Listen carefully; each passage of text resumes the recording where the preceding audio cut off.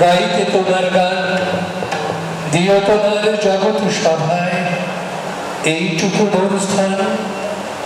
আমি তোমার ভুবন মাঝে লাগিনি না কোনো কাজে, শুধু কেবল সুরে বাজে অকাজেরই প্রাণ। দিও তোমার জগৎ সভায় এইটুকু অনুষ্ঠান। বিশ্বকবি রবীন্দ্রনাথ ঠাকুরের অমৃতময় কথাকে অবলম্বন করে আমরা শুরু করছি ছন্দনীর সঙ্গীত মহাবিদ্যালয়ে ৩৩ বছরকে ফিরে আসা ৩৪তম বর্ষের বাৎসরিক সাংস্কৃতিক অনুষ্ঠান। আর এই অনুষ্ঠানের সূচনা লগ্নে আমরা বন্দনা করব সেই প্রজ্ঞার আধার যিনি বজায় যে কোনো শুভ কাজের শুরুতে গণেশ বন্দনা চিরকালীন ঐতিহ্য। তিনি বিঘ্নহর্তা, জ্ঞান ও প্রজ্ঞার দেবতা। বিদ্যা ও শিল্পকলায় আশীর্বাদ করেন তিনি।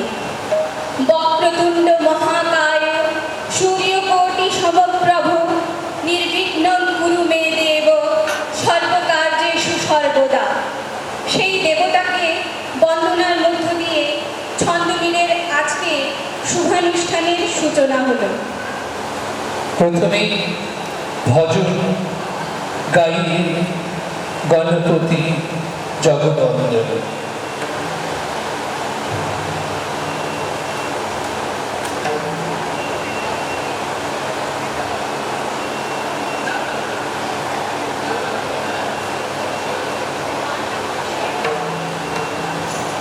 আমি আরো একবার নামগুলো উচ্চারণ করছি।